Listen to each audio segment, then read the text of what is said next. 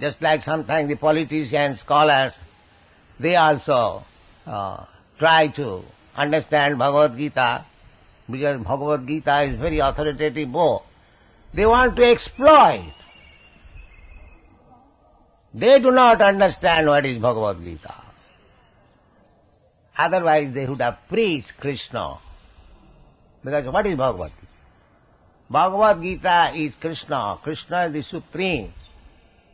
That is to be taught. That is to be understood. That is Bhagavad. Not that keeping Bhagavad-gita in front, a scapegoat.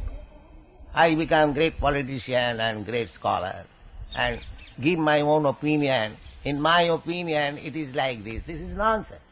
What you are? Your opinion? We don't care. We don't care for all this nonsense. Who gives his own opinion as if Krishna left something to be opined by another rascal.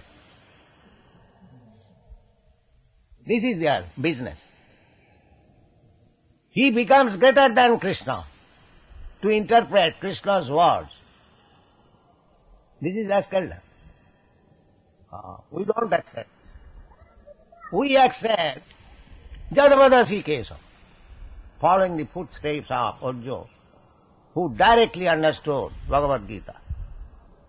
He said, my dear Krishna, whatever you say, I accept them as it is. Then others may say, well, Arjuna was Krishna's friend, so just to flatter him, he might have said like that. No, Arjuna gave immediately evidences that not only I accept you, but great personalities like Vyasa, Narada, Devala, Asita and many others, authorities.